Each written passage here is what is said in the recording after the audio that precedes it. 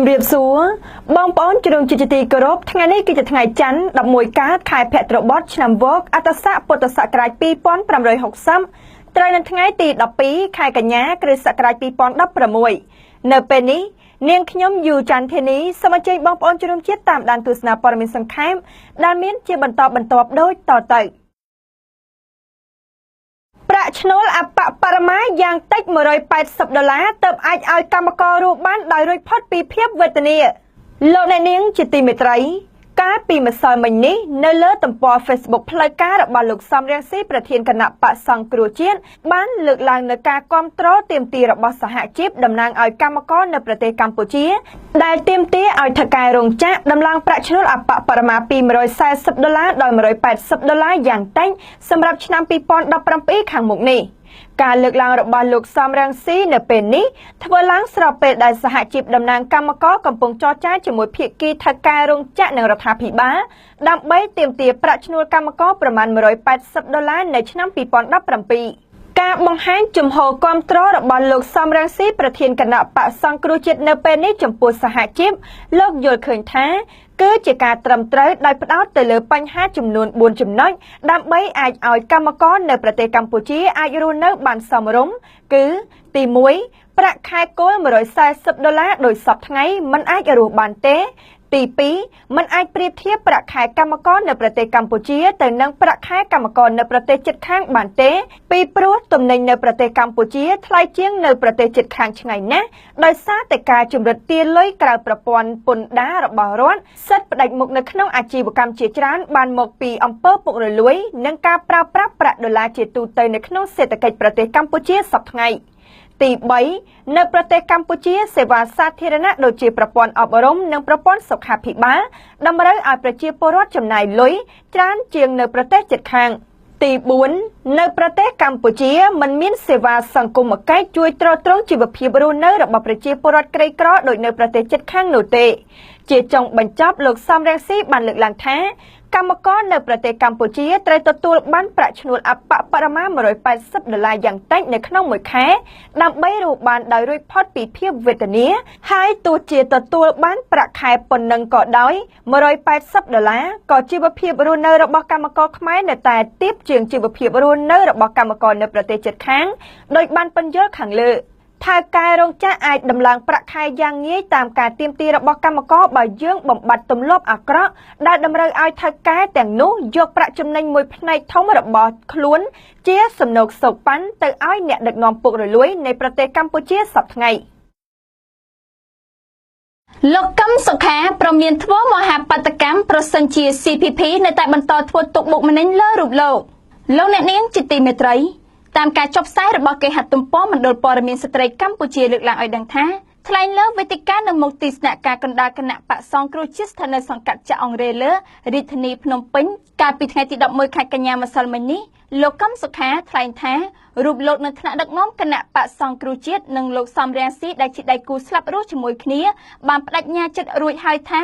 ប្រសិនជាតុលាការនៅតែផ្ដល់ភាពអយុត្តិធម៌ដល់សកម្មជនដេកធ្លីអ្នកការពារសិទ្ធិមនុស្សអ្នកការពារបរិស្ថានសកម្មជនបកប្រឆាំងនិងមេដឹកនាំដែលត្រូវប្រកួតប្រជែងដើម្បីឲ្យមានការផ្លាស់ប្ដូរខាងមុខលោកនឹងពិចារណាក្នុងការប្រើប្រាស់សិទ្ធិរបស់លោកក្នុងការធ្វើមហាបាតកម្មនៅទូទាំងប្រទេសគេហទំព័រមណ្ឌលព័ត៌មានស្ត្រីកម្ពុជាដដែលនេះបានលើកឡើងឲ្យដឹងបន្ថែមទៀតតាមរយៈប្រធានស្ដីទីគណៈបក្សសង្គ្រោះជាតិបានរំលឹកជាថ្មីទៀតពីការប្រើប្រាស់សិទ្ធិរបស់ខ្លួនក្នុងការធ្វើមហាបាតកម្មនៅទូទាំងប្រទេសប្រសិនជាតុលាការនៅតែផ្ដល់ភាពអយុត្តិធម៌ដល់រូបលោកសមាជិកគណៈបកប្រឆាំងក៏ដូចជាសកម្មជនការពារសិទ្ធិមនុស្សសកម្មជនដេកធ្លីបន្តទៀតនោះការថ្លែងរបស់លោកកឹមសុខាដូចនេះធ្វើឡើងនៅក្នុងវេទិកាមួយនៅថ្ងៃទី11ខែកញ្ញាម្សិលមិញនេះស្ថិតនៅទីស្នាក់ការកណ្ដាលគណៈបក្សសង្គ្រោះជាតិក្នុងសង្កាត់ចាក់អង្រេលើរាជធានីភ្នំពេញក្នុងវេទិកាព្រឹកម្សិលមិញនេះដែរលោកកឹមសុខាក៏បានបង្ហាញជំហរថា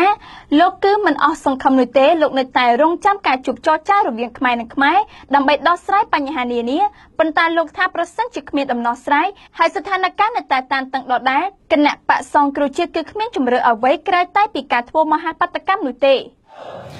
បងប្អូនជនជាតិយុវជនយុវនារីជាទីសង្ឃឹមខ្ញុំជាមួយថ្នាក់ដឹកនាំគណៈបក្សសង្គ្រោះជាតិទាំងអស់មានលោកប្រធានសំរងស៊ីដែលជាដៃគូស្រាប់រស់ជាមួយខ្ញុំក្នុងការសង្គ្រោះជាតិនេះ បានបដិញ្ញាចិត្តជាស្រេចហើយថាបើសិនណាជាប្រព័ន្ធតុលាការនេះនៅតែផ្ដល់ភាពអយុត្តិធម៌ដល់យើងទាំងអស់គ្នាដល់សកម្មជនដីធ្លីដល់អ្នកការពារសិទ្ធិមនុស្សដល់អ្នកការពារបរិស្ថានដល់បកប្រឆាំងដល់មេដឹកនាំដែលត្រូវប្រកួតដើម្បីឲ្យមានការផ្លាស់ប្ដូរនេះយើងនឹងពិចារណាប្រើប្រាស់សិទ្ធិយើងដើម្បីធ្វើមហាបាតកម្មនៅទូទាំងប្រទេសនិងរាជធានីភ្នំពេញនេះ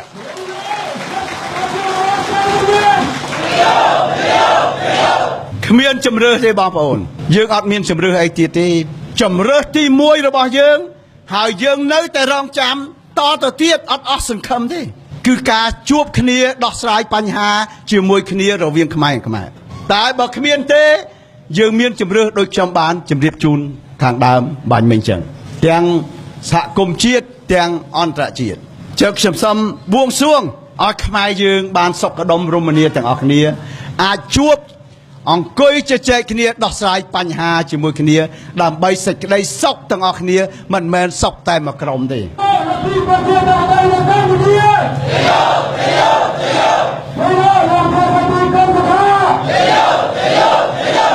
ខ្ញុំសូមបួងសួងឲ្យខ្មែរទាំងអស់បានស្គាល់នៅយុត្តិធម៌ស្គាល់នៅសិទ្ធិសេរីភាពខ្ញុំសូមជូនពរដល់ក្មួយៗទាំងអស់ដែលចូលរួមជាមួយគណៈបកសង្គ្រោះជាតិនេះបន្តបេសកកម្មដើម្បីធានាអនាគតរបស់ខ្លួនឯងនិងអនាគតរបស់ប្រទេសជាតិឲ្យបានសម្រេចជោគជ័យក្នុងពេលអនាគតនេះសូមអរគុណបាទជ័យយោយុវជនអង្គអាចក្លាហានសូមជម្រាបថាលោកកឹមសុខាប្រធានស្ដីទីគណៈបកសង្គ្រោះជាតិបានស្នាក់នៅក្នុងទីស្នាក់ការកណ្ដាលគណៈបកនេះប្រមាណ3ខែមកហើយកាលពីពេលថ្មីកន្លងទៅនេះតុលាការរាជធានីភ្នំពេញបានសម្រេចផ្តន្ទាទោសលោក5ខែពិន័យជាប្រាក់8សែនរៀលតាមក្រមព្រហ្មទណ្ឌមាត្រា538លោកកឹមសុខាប្រធានស្ដីទីគណៈបកសង្គ្រោះជាតិត្រូវបានតុលាការសាលាដំបងរាជធានីភ្នំពេញចោទពីបទបដិសេធក្នុងការចូលខ្លួនក្នុងសំណុំរឿងនាងខុមច័ន្ទតារាទីហៅស្រីមុំករណីនេះដែរតំណាងរាជគណៈបកសង្គ្រោះជាតិបានចាត់ទុកករណីនេះថាជារឿងនយោបាយហើយជាការរំលោភទៅនឹងនីតិវិធីច្បាប់ចំណែកលោកកឹមសុខាដែលបានចេញថ្លែងជាសាធារណៈកាលពីថ្ងៃទី9កញ្ញានៅចំពោះមុខអ្នកគាំទ្រដែលលោកមានប្រសាសន៍ថាគណៈបកកាន់អំណាចព្យាយាមធ្វើទុកបុកម្នេញលោកក្នុងបំណងបញ្ចប់ជីវិតនយោបាយរបស់លោកនិងមិនឲ្យលោកមានសិទ្ធិបោះឆ្នោតនាពេលខាងមុខមេធាវីរបស់លោកកឹមសុខានឹងប្តឹងឧទ្ធរណ៍ប្រឆាំងសាលក្រមសាលាដំបងរាជធានីភ្នំពេញលោកអ្នកនាងជាទីមេត្រីបើយោងតាមគេហទំព័រអាស៊ីស្រីបានចុះផ្សាយឲ្យដឹងតាមរយៈក្រុមមេធាវីការពារក្តីលោកកឹមសុខាប្រធានស្ដីទីគណៈបកសង្គ្រោះជាតិបានប្រកាសថានឹងប្តឹងឧទ្ធរណ៍ប្រឆាំងទៅនឹងសាលក្រមសាលាដំបងរាជធានីភ្នំពេញដែលកាលពីថ្ងៃទី9ខែកញ្ញាបានសម្រេចផ្តន្ទាទោសលោកកឹមសុខាឲ្យជាប់ពន្ធនាគារចំនួន5ខែនិងពិន័យជាប្រាក់ចំនួន8សែនរៀលពីបទបដិសេធមិនចូលខ្លួនជាសាក្សីនៅក្នុងសំណុំរឿងសច្ចារកម្មរបស់អ្នកនាងខុមច័ន្ទតារាទីហៅស្រីមុំគេហទំព័រអាស៊ីស្រីដដែលនេះបានបញ្ជាក់ឲ្យដឹងបន្ថែមទៀតតាមរយៈមេធាវីម្នាក់នៅក្នុងចំណោមក្រុមមេធាវីការពារក្តីលោកកឹមសុខាគឺលោកសំសុគង្គលោកឲ្យអាស៊ីសេរីដឹងកាលពីថ្ងៃទី11ខែកញ្ញាថាក្រុមមេធាវីបានជួបពិភាក្សាជាមួយនឹងលោកកឹមសុខារួចហើយសម្រេចថានឹងប្តឹងឧទ្ធរណ៍ទៅតាមការកំណត់ពេលវេលាដែលមានចែងនៅក្នុងច្បាប់ទោះបីជាយ៉ាងណាលោកសំសុគង្គបញ្ជាក់ថារហូតមកទល់នឹងថ្ងៃទី11ខែកញ្ញាលោកកឹមសុខាឬក្រុមមេធាវីមិនទាន់ទទួលបានសារក្រមផ្លូវការពីតុលាការនៅឡើយនោះទេនីតិវិធីច្បាប់ជាពិសេសគឺក្រមនីតិវិធីព្រហ្មទណ្ឌគឺដោយសារតែសារក្រមនឹងជាសារក្រមកំបាំងមុខអញ្ចឹងបណ្ដឹងឧទ្ធរណ៍គឺរាប់ចាប់ពីថ្ងៃទទួលដំណឹងសារក្រមរហូតដល់ពេលនេះទាំងមេធាវីទាំងកូនក្តីមិនទាន់ទទួលបានដំណឹងអំពីសារក្រមនោះទេអញ្ចឹងថ្ងៃណាដែលទទួលដំណឹងពីសារក្រមមេធាវីនឹងចាប់ដើមរាប់ហើយមិនឲ្យលើសពី1ខែដែលកំណត់នៅក្នុងច្បាប់នោះទេលោកសំសុគង្គឲ្យដឹងបន្ថែមទៀតថាក្រៅតែពីប្តឹងជំទាស់ទៅនឹងសាលក្រមសាលាដំបងរាជធានីភ្នំពេញក្រុមមេធាវីក៏ប្តឹងទៅសាលាឧទ្ធរណ៍ឲ្យមុខភាពនីតិវិធីនៃការជំនុំជម្រះលើករណីលោកកឹមសុខាដោយសាលាដំបងរាជធានីភ្នំពេញកាលពីថ្ងៃទី9ខែកញ្ញាផងដែរលោកសំសុគង្គបញ្ជាក់ថាបណ្ដឹងឧទ្ធរណ៍ទាំងពីរនេះក្រុមមេធាវីក្រុងនឹងដាក់នៅថ្ងៃតែមួយដែលលោកគិតថាអាចនៅក្នុងសប្តាហ៍ទី1ឬទី2ក្រោយពីក្រុមមេធាវីទទួលសារក្រមផ្លូវការពីសាលាដំបងរាជធានីភ្នំពេញ អង្គការការពារសិទ្ធិមនុស្សជាតិនិងអន្តរជាតិរិះគន់ចំពោះចំណាត់ការរបស់តុលាការលើករណីលោកកឹមសុខានេះដោយពួកគេចាត់ទុកថាជារឿងនយោបាយដើម្បីគៀបសង្កត់មេដឹកនាំបកប្រឆាំងពួកគេទទូចឲ្យរដ្ឋាភិបាលទម្លាក់ចោលបទចោទប្រឆាំងមេដឹកនាំបកប្រឆាំងនិងបញ្ឈប់ការធ្វើទុកបុកម្នេញលើមន្ត្រីបកនេះដើម្បីធានាបរិយាកាសល្អមុនការបោះឆ្នោតនៅពេលខាងមុខនេះកោជបបានលើកឡើងថាដំណើរការចុះឈ្មោះបោះឆ្នោតរយៈពេល10ថ្ងៃប្រព្រឹត្តទៅល្អទោះបីមានបញ្ហាតិចតួចលោកអ្នកនាងជាទីមេត្រីព័ត៌មានមួយទៀតពីគេហទំព័រអាស៊ីសេរីបានចុះផ្សាយឲ្យដឹងថាការចុះឈ្មោះបោះឆ្នោតដើម្បីរៀបចំបញ្ជីបោះឆ្នោតថ្មីសម្រាប់ឆ្នាំ2016មានរយៈពេល10ថ្ងៃហើយនៅថ្ងៃទី10ខែកញ្ញាកន្លងទៅនេះមន្ត្រីជាន់ខ្ពស់គណៈកម្មាធិការជ្រៀបចំការបោះឆ្នោតបានឲ្យដឹងថាកិច្ចដំណើរការចុះឈ្មោះជាទូទៅបានប្រព្រឹត្តទៅល្អទោះបីជាមានបញ្ហាតិចតួចគេហទំព័រអាស៊ីសេរីដដែលនេះបានលើកឡើងឲ្យដឹងតាមរយៈអ្នកនាំពាក្យគណៈកម្មាធិការជ្រៀបចំការបោះឆ្នោតឬហៅកាត់ថាកោជបលោកហុងពុធាមានប្រសាសន៍ថាកិច្ចដំណើរការចុះឈ្មោះបោះឆ្នោតធ្វើបញ្ជីថ្មីរហូតមកដល់ថ្ងៃទី10ខែកញ្ញាមានពលរដ្ឋជាង1.4 លាននាក់បានចុះឈ្មោះរួចហើយទោះបីជាយ៉ាងនេះក្តីលោកឲ្យដឹងថាមានបញ្ហាខ្លះៗនៅក្នុងកិច្ចដំណើរការចុះឈ្មោះចាប់តាំងពីថ្ងៃទី1កញ្ញាមកជួបការលំបាកខ្លះដែរដូចជាចំណុចខ្លះមានបញ្ហារដូវភ្លៀងបញ្ហាអ៊ីនធឺណិតនិង error computer ហើយការមន្ទិលសង្ស័យពាក់ព័ន្ធទៅនឹងអត្តសញ្ញាណប័ណ្ណនោះក៏មិនមែនជាការងារនៃការទទួលខុសត្រូវរបស់ខាងកោជបដែរប៉ុន្តែការខាត់ទុកអត្តសញ្ញាណប័ណ្ណសញ្ជាតិខ្មែរខ្លះដែលនគរបាលប៉ុស្តិ៍ធ្វើឡើងកំពុងតែមានការស្រាវជ្រាវហើយមួយទៀតយើងឃើញថាបណ្ដាប្រជាពលរដ្ឋនៅតែអញ្ជើញចូលរួមដើម្បីចុះឈ្មោះនិងត្រៀមខ្លួនបោះឆ្នោតដូចគ្នានេះដែរមន្ត្រីកម្មវិធីជាន់ខ្ពស់ផ្នែកអង្គការនៃគណៈកម្មាធិការដើម្បីការបោះឆ្នោតដោយសេរីនិងយុត្តិធម៌នៅកម្ពុជាហៅកាត់ថា Conference លោកកនសាវ៉ាន់ថ្លែងថារបាយការណ៍សរុបការអង្កេតកិច្ចដំណើរការចុះឈ្មោះបោះឆ្នោតគិតត្រឹមថ្ងៃទី8កញ្ញាមិនមានបញ្ហាអ្វីធំដុំទេក្រៅពីបញ្ហាបើកការិយាល័យខ្លះយឺតហើយខ្លះទៀតបិទវិញលឿនមានបរិយាកាសមិនប្រក្រតីខ្លះដោយមានអ្នកស្លៀកពាក់ឯកសណ្ឋានប៉ូលីសឬជាទាហានចូលទៅក្នុងការិយាល័យចុះឈ្មោះបោះឆ្នោតលោកកនសាវ៉ាន់បញ្ជាក់ថាពេលខ្លះមានបញ្ហាចំពោះសម្ភារៈនិងបច្ចេកទេសដែរគឺតាក់ទងទៅនឹងសមត្ថភាពរបស់មន្ត្រីក្នុងក្រុមការងារចុះឈ្មោះបោះឆ្នោតរបស់កោជបណាមួយឈប់សម្រាកឬអវត្តមានការអង្កេតរបស់អង្គការ Conference ក៏រកឃើញអ្នកសង្កេតការភាគច្រើនសប្បាយចិត្តទៅនឹងការចុះឈ្មោះបោះឆ្នោតនេះប៉ុន្តែអ្នកសង្កេតការចំនួន 1.7% មិនសូវសប្បាយចិត្តចំពោះបញ្ហារញ៉េរញ៉ៃតិចតួចព្រោះមានសមាជិកគណៈបកខ្លះបានទៅកត់ព័ត៌មានផ្សេងហើយធ្វើឲ្យមន្ត្រីកោជបខ្លះមិនសប្បាយចិត្តមន្ត្រីគណៈបកខ្លះក៏មិនសប្បាយចិត្តដែរព្រោះត្រូវគេកំណត់ឲ្យអង្គុយមួយកន្លែងដែលគាត់មិនអាចមើលអ្វីតាមការចង់បានឡើយមន្ត្រីនាំពាក្យកោជបលោកហងពុធាថ្លែងថាមានបញ្ហារអាក់រអួលផ្នែកបច្ចេកទេសមែនរឿងពាក្យបណ្ដឹងដែលមានខ្លះតាក់ទងទៅនឹងការចុះឈ្មោះបោះឆ្នោតនៅឯមូលដ្ឋាននោះត្រូវបានដាក់នៅថ្នាក់ឃុំគឺមិនបានមកដល់កោជបទេដោយឡែករឿងបង្កអត្តសញ្ញាណប័ណ្ណនៅខេត្តកណ្ដាលនោះគឺមិនពាក់ព័ន្ធជាមួយនឹងកោជបឡើយទោះបីជាយ៉ាងណាក្តីលោកហងពុធាវិតម្លៃកិច្ចដំណើរការចុះឈ្មោះជាទូទៅថាប្រព្រឹត្តទៅបានល្អអ្នកភូមិនៅកំពង់ធំស្នើអាជ្ញាធរជួយអន្តរាគមន៍ករណីក្រុមហ៊ុនចិនជីកប្រឡាយបិទផ្លូវសាធារណៈលោកអ្នកនាងជាទីមេត្រីក្រឡេកមកឯព័ត៌មានបង្ហាញពីការត្អូញត្អែររបស់ពលរដ្ឋខេត្តកំពង់ធំចំពោះក្រុមហ៊ុនឯកជនរំលោភបំពានចំពោះផ្លូវសាធារណៈត្រូវបានគេហទំព័រអាស៊ីសេរីបានចុះផ្សាយឲ្យដឹងថាប្រជាសហគមន៍រស់នៅឃុំទីពោស្រុកសិនតុងខេត្តកំពង់ធំត្អូញត្អែរពីការលំបាកដោយមិនអាចធ្វើដំណើរទៅឃ្វាលគោក្របីនិងល្បាតព្រៃសហគមន៍បានទេដោយសារតែក្រុមហ៊ុនចិនដែលវិនិយោគដាំដើមស្វាយមួយកន្លែងបានកាយប្រឡាយព្រំដីរបស់ខ្លួនរំលោភយកដីផ្លូវសាធារណៈចំណែកអាជ្ញាធរឃុំបញ្ជាក់ថាពួកគេនឹងចាត់វិធានការលើបញ្ហានេះដើម្បីឲ្យក្រុមហ៊ុនចិននោះបើកផ្លូវសាធារណៈឡើងវិញ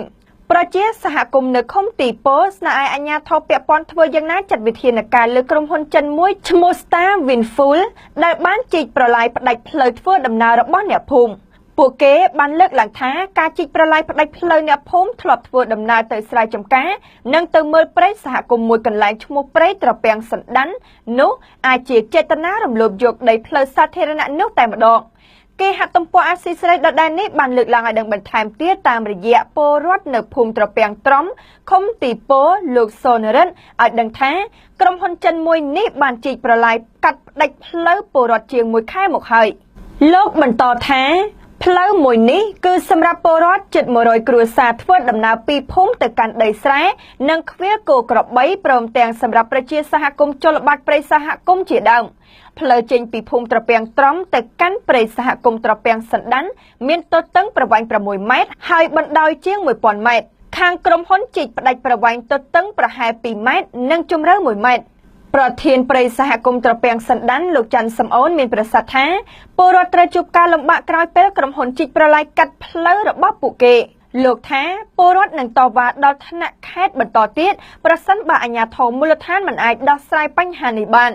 ដីព្រៃសហគមន៍ត្រពាំងសណ្ដាន់មានទំហំជិត100ហិកតាហើយនៅរដូវវស្សាពលរដ្ឋតែងនាំគ្នាលេងគោក្របីនៅតំបន់នេះព្រោះជាទីទួលខ្ពស់ចំណែកកន្លែងផ្សេងគឺទឹកលិចអស់តាក់ទងនឹងបញ្ហានេះតំណាងក្រុមហ៊ុន Star Wind Full លោកលីវសុធាទទួលស្គាល់ថាផ្លូវដែលក្រុមហ៊ុនជីកផ្ដាច់នោះពិតជាផ្លូវពីដើមដែលប្រជាពលរដ្ឋធ្លាប់ឆ្លងកាត់មែនប៉ុន្តែខាងលោកជីកផ្ដាច់ជាបណ្ដោះអាសន្នដោយរងចាំការដោះស្រាយជាផ្លូវការជាមួយពលរដ្ឋនិងអាជ្ញាធរជាមុនសិន